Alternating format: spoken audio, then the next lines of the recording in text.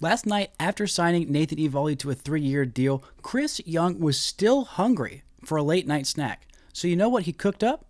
Some Jake burgers.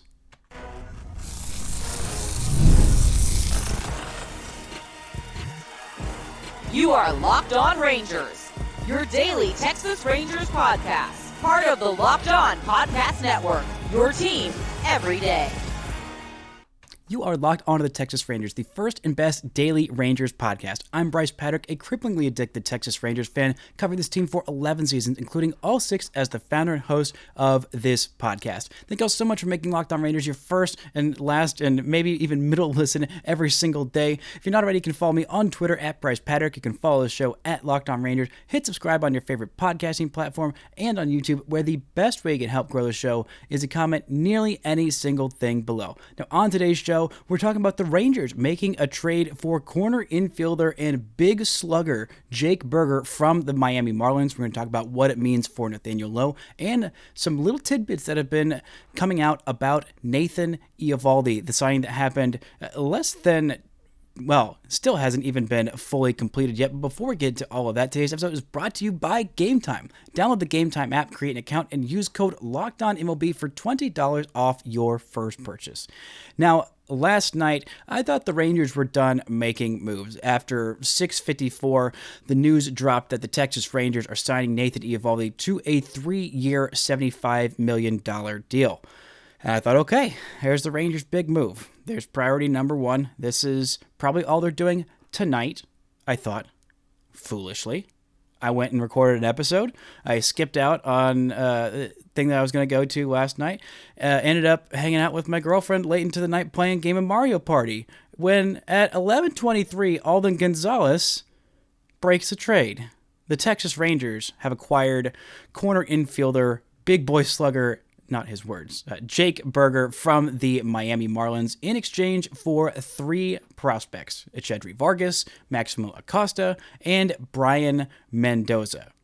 At 11:23, not even a full 6 hours later, CY was already making money moves. Or I guess this could end up being a money-saving move, because Jake Burger is not just a 1-year rental. This is a guy who is going to be here for quite some time.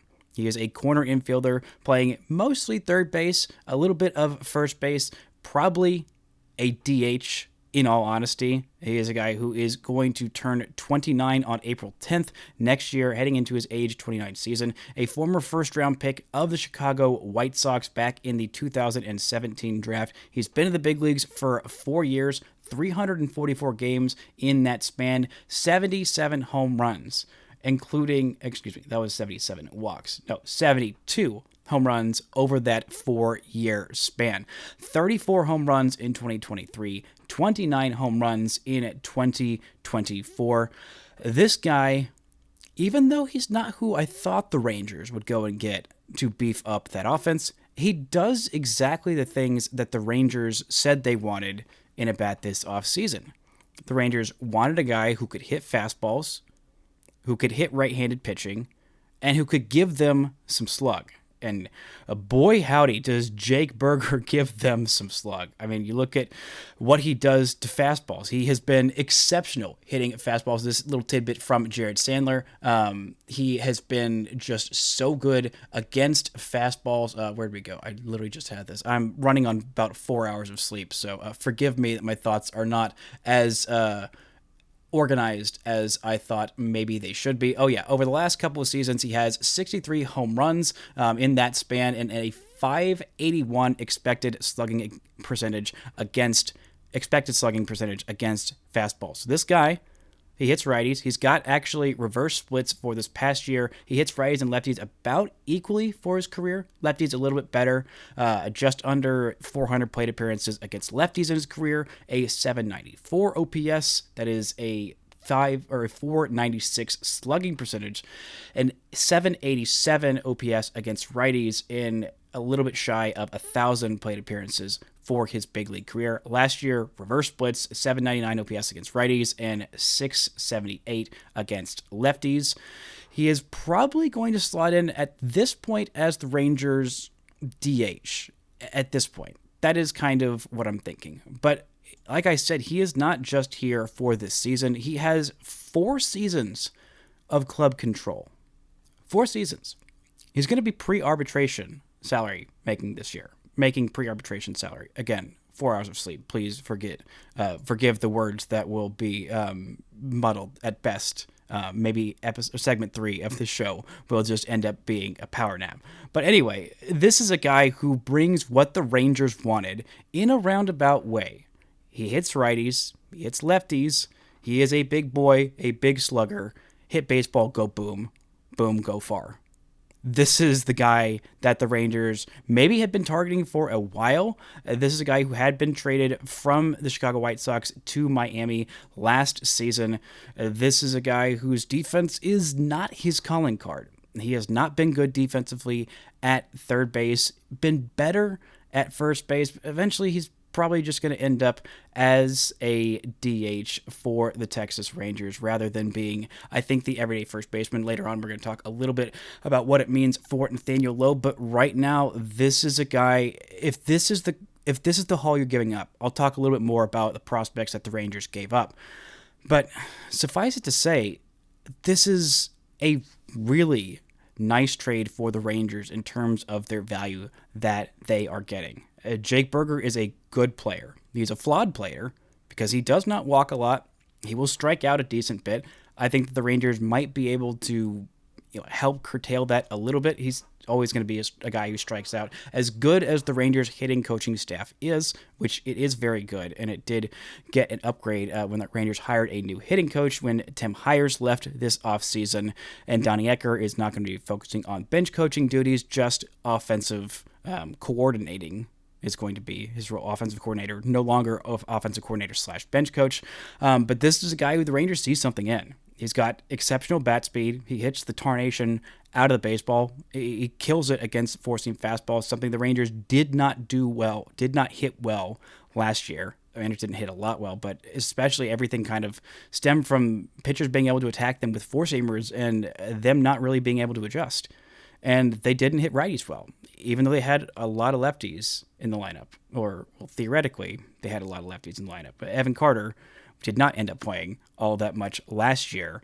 But another lefty in this lineup, Corey Seager, hit well against four-seam fastballs, but he hit righties okay. But the rest of this lineup, the big boy mashers, they did not big boy mash last year. That's kind of the thing.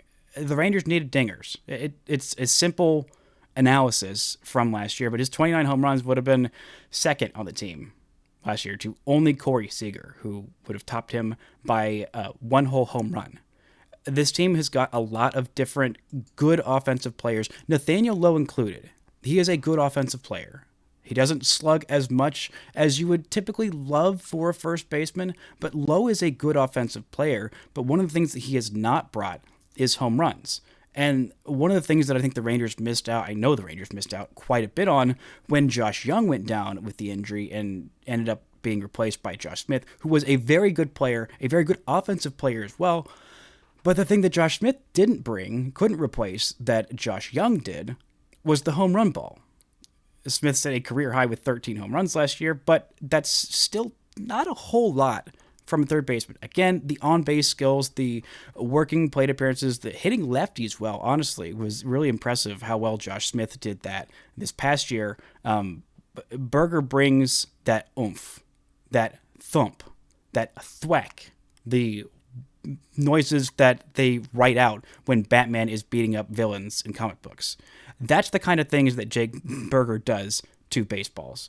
And while I think there will be long stretches where Berger looks not great at the plate because he does chase quite a bit at the bottom 10 percentile of chase rate, bottom 25% of whiff rate, strikeout rate, walk rate, chase rate, all of those not great, but there's still a lot of red on that baseball savant page. I mean, the bat speed is in the top 15% of baseball, hard hit rate, barrel percentage, average exit velo, X slugging, all of those in the top 20% of baseball. The expected batting average is up there. The expected slugging or expected WOBA is up there. Expected slugging is near the top 10% of baseball. This is a guy who brings that oomph, that firepower that the Rangers lacked this past year. I mean, that was one of the things that that stunk the most about Adolis Garcia having a bad year is that he brought a lot of that power. I mean, he still did.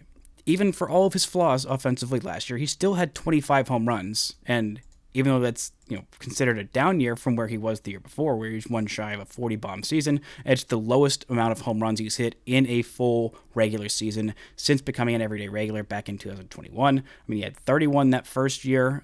In 2021, he had 27 the next year, 39 last year, last year. And then this past season, this same calendar year, because we are still in 2024, he had 25 bombs, but the Rangers needed more oomph. And I think maybe this says a little bit more about their concern with Josh Young than it does mean that Nathaniel Lowe is on the way out. Coming up, we'll look a little bit at what the prospects the Rangers gave up, why I'm totally okay with giving up those guys, and some news and nuggets about Nathan Eovaldi's contract that makes me think the Rangers are not just not going to be broke boys this winter, but going to be big spendy boys in the best possible way. Talk about all that and more right after this. This show is brought to you by FanDuel. Get ready to tackle the NFL action with FanDuel, America's #1 sportsbook, because right now new customers can bet $5 and get $150 in bonus bets if you win. They got all kinds of MLB odds right now up. The Rangers have not changed their odds since last night with these trades, with Nathan Eovaldi signing, or I guess just one trade, the trade for Jake Burger and the Nathan Eovaldi signing. So they have the 14th best odds to win it all in 2025 at plus 3,300, tied with the Cubs and the Tigers. I have to imagine those odds are going to go up for sure. Right now they have some odds for American League MVP. Right now Aaron Judge is the favorite. Corey Seager down there at plus 1,600, the 7th favorite. The next closest Ranger is Marcus Semien at plus 5,500. And then, wow, all the way down there at plus 12,000, ahead of Garrett Cole, behind Giancarlo Stanton, is Wyatt Langford, making it all the way on there. Actually, tied with Colton Cowser, Giancarlo Stanton, Garrett Cole, Byron Buxton, and Junior Caminero. There's all kinds of different odds, so go check it all out at FanDuel.com to join today, and you'll get started with $150 of bonus bets if you win your first $5 bet. That's FanDuel.com. Never waste a hunch and make every moment more with FanDuel, an official sportsbook partner of the NFL. Shout out to the everydayers for making Locked On Rangers your first listen every single day.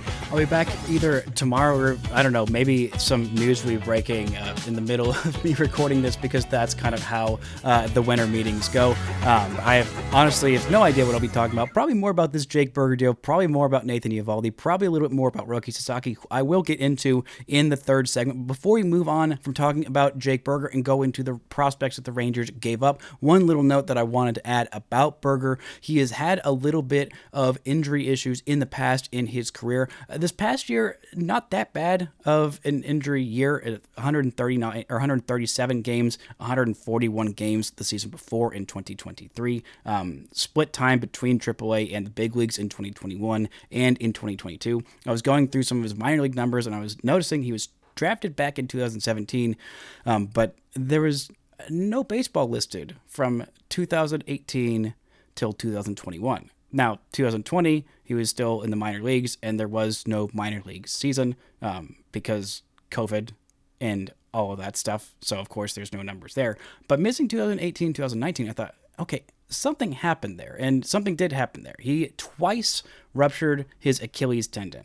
When coming back from the first Achilles tear, he tore it yet again, so missed all of 2018 and 2019 as a prospect. I mean, this is a guy who was a highly rated prospect. He was the 11th overall pick back in the 2017 draft out of Missouri State University. He honestly thought about hanging it up. This is a little nugget from Jared Sandler on Twitter. He said, after tearing his Achilles in 2018, Jake Burger thought about retiring. His mom talked him out of it over a meal at a sandwich shop in 2019, and he said it's a good thing that she did. I tend to agree. A very good thing that Jake Burger at a sandwich shop, maybe not a burger joint, ended up getting talked out of retiring, because I can imagine 2 years of rehab, maybe ended up being a little bit more than that. I'm not entirely sure because we don't know when he came back to start playing in 2020 because, again, there were no minor league games. But thank goodness that she talked him out of retirement because now he is a Texas Ranger, a certified banger. But who did the Rangers give up? Who did they give up? You cannot get value without giving up value. And the Rangers, they did give up some value in this trade. 3 prospects, 2 of whom are infield prospects, 1 of whom is a left-handed pitching prospect. They gave up Echedry Vargas, who I think has the highest ceiling of anybody in this group. They gave up Maximo Acosta, and then they gave up Brayan Mendoza, spelled Bryan Mendoza, a 20-year-old left-handed pitching prospect who, honestly, I would love to tell you all about Brayan Mendoza. I can give you his stat line scouting. I talked to some people who know prospects, and I was not getting much information on Mendoza. He was not someone who was known very well. He was signed out of Isla de Margarita in Venezuela. He turns 21 years old, so can't even drink legally until January 19th of this next year, born in 2004. My goodness, but he's a left-handed pitcher. He is 6 feet tall, listed at 155 pounds, and last year he got to Hickory as a 20-year-old. He only got there for 2 starts, but spent most of the season in a full season down east with the Carolina League, a 2.18 ERA in 90 2/3 innings, a 2.8. I just said 2.18 ERA. Again, you're seeing the sleepiness right before your eyes. But 96 strikeouts, 90 2/3 innings, pitched 101 innings for the full season as a 20-year-old. That tells me that the Rangers believe in his durability. They did not limit him too much. 24 games, 19 of those were starts. 4 of those were games finished, which I'm assuming was him coming in as a piggyback starter. But again, if he's throwing 101 innings as a 20-year-old, that's very impressive.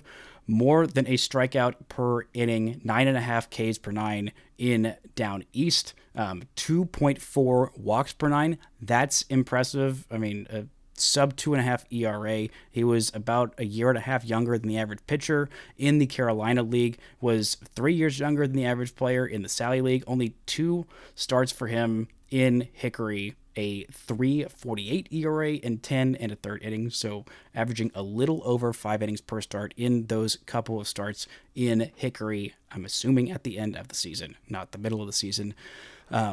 But still, just stat line scouting, that's impressive. This is a guy who the Rangers got for $20K. They signed for $20K out of Venezuela. That is very, very impressive to have him be a guy included in a trade like this. That tells you the Rangers were in on him. The Marlins are a very, very good, one of the best pitching development organizations. And had it been any other year, had there not been 7 different starting pitching prospects that were having phenomenal seasons, Mendoza probably would have been more on my radar. He probably been more on more people's radar as a guy to look out for, because there was that guy Kamal Rocker, who was taking up a lot of the headlines. Same with Alejandro Rosario, same with Emiliano Teodo, same with Winston Santos, same with Mitch Bratt, same with Cole Drake as well. Just rattling these guys off and off and off. And also, Jack Leiter, also making some breakthrough developments. That kind of tells you what the Rangers are thinking in Mendoza. Obviously, the Marlins see something in him, and getting a guy internationally for $20K and flipping him for a legitimate big league value in Burger, that tells you most of what you need to know. Maximo Acosta 3 years ago would have absolutely been the headliner in this deal. Acosta signed for $1.65 million out of the Dominican, I believe, is where he is also from Venezuela, born in Caracas. He is a shortstop / second baseman.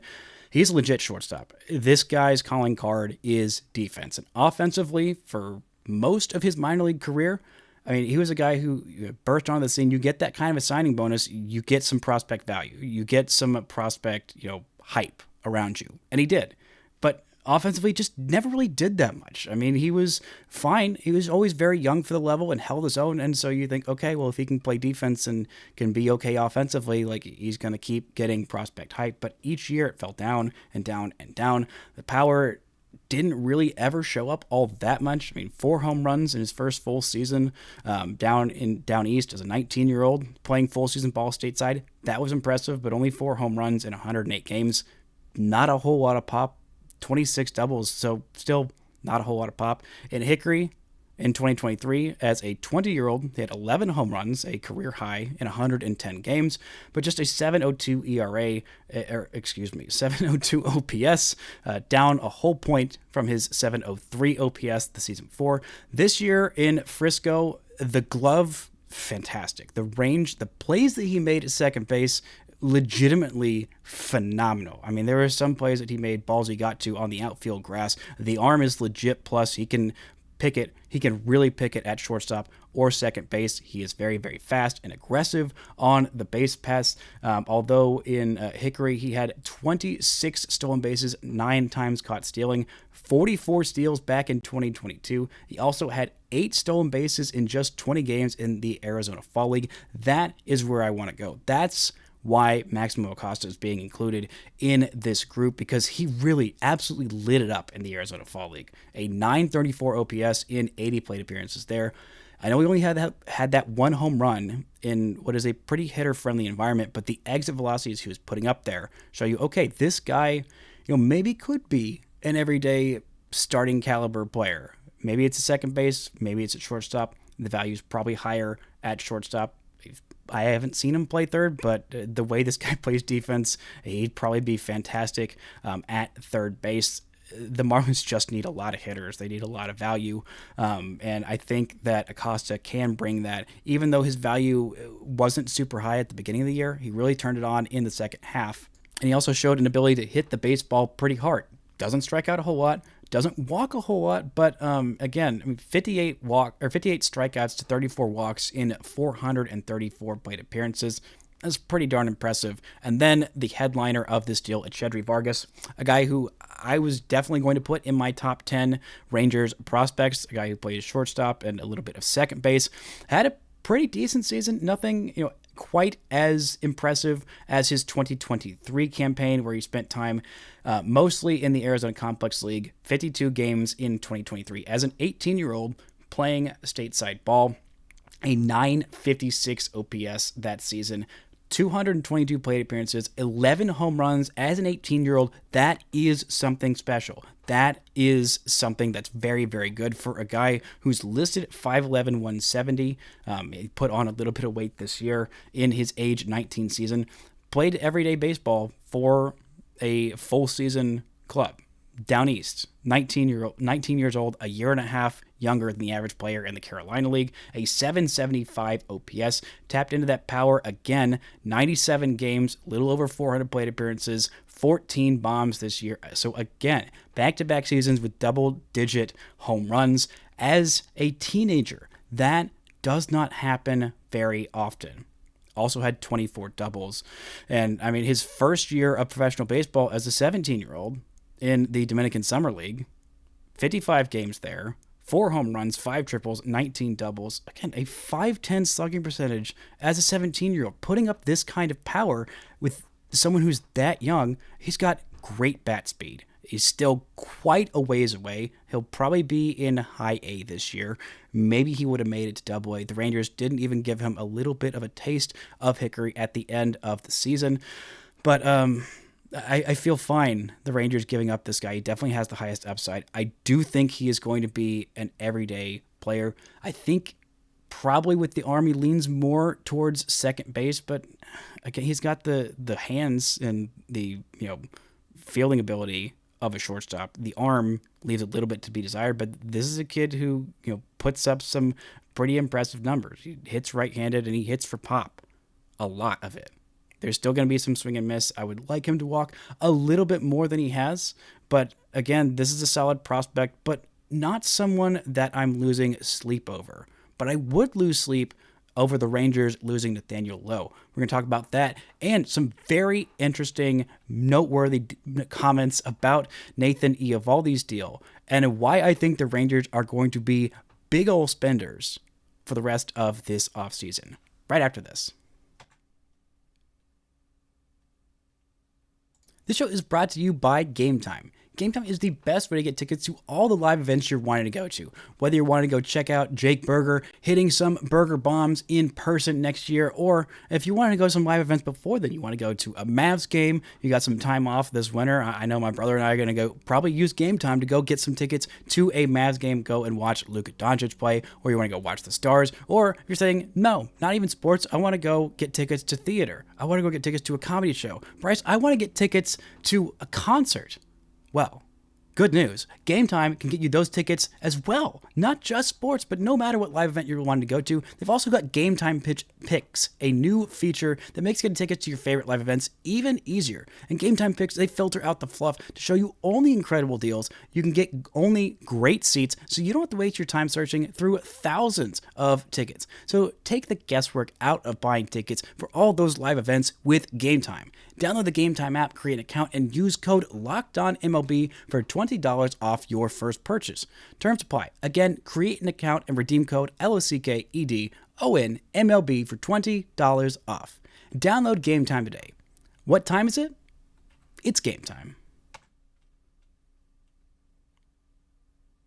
Now, I think the Rangers acquiring Jake Berger signifies one of three things. I think there's one of three reasons why the Rangers did it.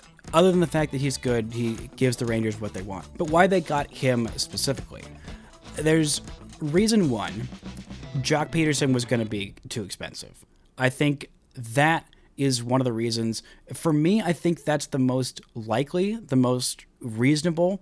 This is a guy who's going to cost a lot less than Jock Peterson. He's a guy who's younger than Jock Peterson. Jock Peterson does not play third base, so if there is, God forbid, another injury to Josh Young, which that guy's had more than his fair share of freak injuries, and should hopefully, the baseball gods, if they are just, which they never are, he will never be ever injured again, play 162 for the rest of his life, and retire a Ranger and a Hall of Famer and all that good stuff. But if that isn't the case, it means that the Rangers are more worried about Josh Young and how his wrist will end up healing up. They are saying outwardly that everything's fine. He has gotten that surgery, a second surgery, not the original surgery to fix his broken wrist. It is a complicated injury, and the rehab for it showed it. I mean, it took longer and longer and longer. It just wasn't healing right. Even when he came back and tried to play through it, he just wasn't quite the same level of Josh Young that we had seen when he was a member of that World Series Championship 2023 Texas Rangers. I feel like saying that at least once an episode. I'm not contractually obligated to do so, but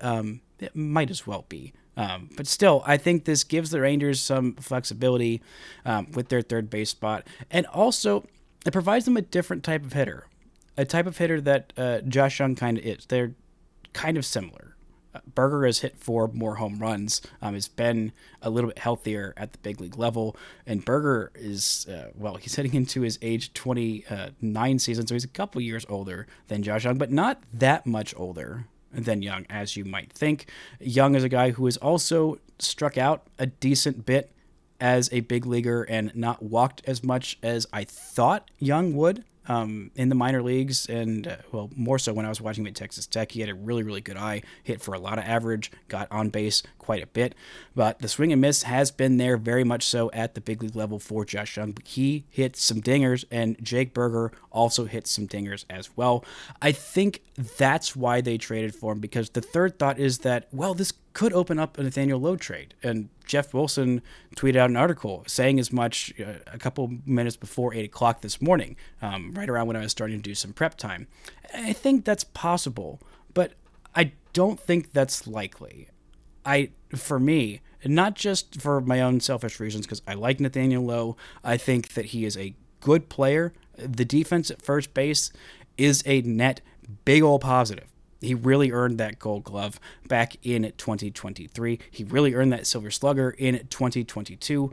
2024, he didn't have a Silver Slugger or a Gold Glove. He was finalist for the Gold Glove. Didn't get an All-Star appearance, and he wants to combine those two things, do them both in the same season. And I think that 2025 might be the year that he does it. Because when you have a good lineup, you need a lot of different types of hitters. You need guys who get on base. You need guys who, run the bases well. You need guys who, cause havoc on the bases. You need big boy mashers, and you need a lot of those in October, specifically when offense is hard to come by. It's hard to generate those big ol' innings, and sometimes one solo home run can be the difference. A lot of times, one solo bomb can be the difference. So I think that is the most likely scenario. I don't think it means Nathaniel Lowe is on his way out. That could be the case. But again, if that is the case, I think it means that the Rangers have to bring in another big bat. And I think that is, not the priority, because right now, the offense got their bat, they got their starting pitcher. Hopefully they could add another Naoki Sasaki, but other than that, I don't think they would add a different other starting pitcher, and they just need to go address the bullpen. But there are some things that I want to touch on very quickly. I'll probably talk more. I might even do another show this afternoon and have 3 shows in a 24-hour span, because I just love y'all that much. But some notes from the column that Evan Grant wrote last night about Nathan Eovaldi signing. There's a little bit more about the deferrals. I think there are some deferrals in there. That's not really what I wanted to touch on. He'll be making more as the contract goes on. That's not particularly surprising that it is more backloaded, when the Rangers will theoretically know a little bit more about the TV money. That did not stop them from signing Evo to $25 million a year. It takes the Rangers CBT, yes, I did say that right, competitive balance tax payroll to $213 million. So there's still quite a ways away, I believe $38 million away from that luxury tax threshold. But you'd think this was announced, not much after Max Fried signed with the Yankees, an 8-year, I believe, $218 million deal. It was, I think, maybe 10 minutes after that news came out. And one of the things that Evan Grant wrote that really piqued my interest in that column, go check it out at DallasNews.com. Go subscribe, support local journalism, support Evan Grant, all the good journalists at the Dallas Morning News. Anyway, the nugget that I found most compelling in there was that, quote, while it appeared on the surface that the Rangers would have to choose between Fried or Eovaldi for the rotation, the club, according to 2 people familiar with the process, had worked on scenarios in which they would have landed both, end quote. Both? 2 aces. 2 free agent aces. 2 big money spending aces.